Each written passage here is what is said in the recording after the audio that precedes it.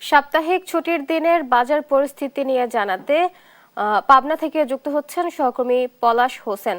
পলাশ, শাকসবজি ও মাছ মাংসের দাম কেমন দেখছেন জানাবেন। জি বুবলি, আপনি যেমনটি বলছিলেন, গত কয়েকদিন ধরে পাবনাতে বৃষ্টিপাতের কারণে কিন্তু যে সবজি রয়েছে, সবজির দাম কিন্তু কয়েক গুণ বেড়ে গিয়েছে। আমি যদি আপনাদেরকে জানিয়ে রাখি যে এখানে যারা বিক্রেতা রয়েছে তারা কিন্তু অভিযোগ করেছে যে গত কয়েকদিন ধরে যে পাবনাতে যে বৃষ্টি এবং নদী এলাকায় যে নদী ভাঙন, তার কারণে কিন্তু যে শাকসবজি রয়েছে সেগুলোর দাম কিন্তু কয়েক গুণ বেড়ে গেছে।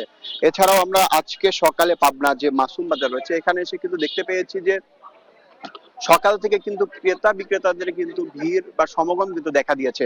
আমি যদি আপনাদেরকে জানিয়ে রাখি যে গত কয়েকদিনের ব্যবধানে কিন্তু পাবনা যে কাঁচা বাজার রয়েছে সেখানে কিন্তু কাঁচা মরিচের দাম ছিল আগে 60 টাকা, এখন তা বেড়ে 200 টাকা হয়েছে।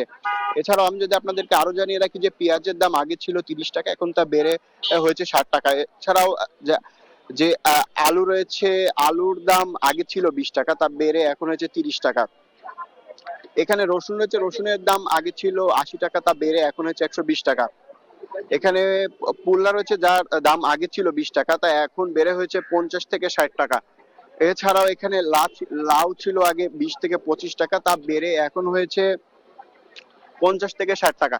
এছাড়া আমি যদি আপনাদেরকে জানিয়ে রাখি যে গত কয়েকদিনে পাবনা বৃষ্টি এবং নদী ভাঙন এলাকায় যে ফসলি জমি রয়েছে সেগুলো কিন্তু একাধিকের বেশি জমি কিন্তু নদী ভাঙনের কবলে পড়েছে, যার কারণে যারা বিক্রেতা রয়েছেন তারা কিন্তু অভিযোগ করেছেন যে বাজারে কাঁচামালের সরবরাহ না থাকায় কিন্তু দাম অতিরিক্ত করা হচ্ছে। এছাড়াও আমরা এই সকালে এসে এখানে যারা ক্রেতা রয়েছেন তাদের সঙ্গে কথা বলেছি, তারা অভিযোগ করেছেন যে গত কয়েকদিনের তুলনায় আজকে কিন্তু বাজারে যে কাঁচামাল রয়েছে তার দাম কিন্তু অতিরিক্ত বেশি নেওয়া হচ্ছে।